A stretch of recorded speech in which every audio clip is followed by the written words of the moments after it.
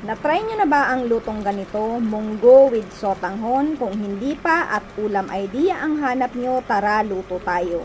Masarap to kasi complete meal na siya. Kapag ganito ang luto ko, hindi na kami nagra-rice ni Mister. Pwede ring marami ang sabaw, pwede ring sakto lang. Ibabad muna natin ang Good Life Premium First Class Vermicelli sa tubig. Maganda itong gamitin kasi kahit ibabad mo na sa tubig, hindi siya sagi, firm pa din at kapag luto na, crystal-like siya at smooth, masarap higupin. Lutuin muna natin ang hipon na inasin at pinamintahan. Kapag orange na both side, iset aside.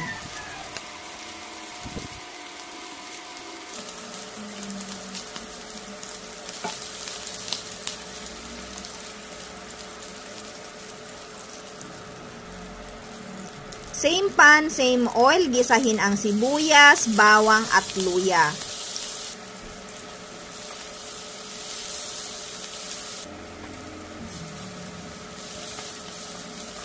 Kapag lumabas na ang aroma ng mga aromatics, isunod ang pork at ang pork cube. Maglagay na din ng paminta, naglagay ako ng liquid seasoning, pwede ang soy sauce. Gisahin hanggang sa maging ganito ang kanyang kulay.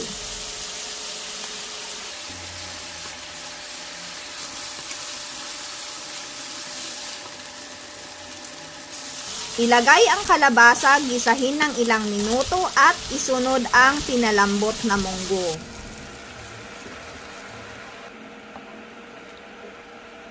Mag-add ng tubig, depende sa inyo kung gaano karami. Kung gusto nyo ng medyo marami ang sabaw, dagdagan nyo.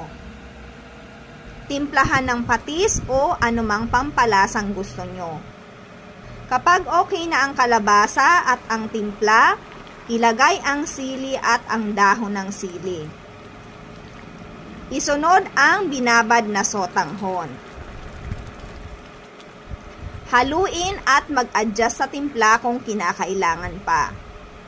Sundan lang ang inyong taste bud para masarap sa inyong panlasa. Huwag kalimutan ang hipon na prepare natin kanina.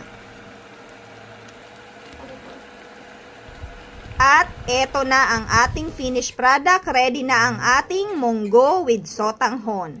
Budburan ng dinurog na chicharon para mas masarap. Mga mamis, ang sarap nito. Tuwang-tuwa na naman ang bunso ko kasi paborito niya talaga ang ginisang munggo. Pero mas nagustuhan niya na may sotanghon. Kung nagustuhan nyo to, mag-comment down below. Thank you for watching. Follow me for more videos.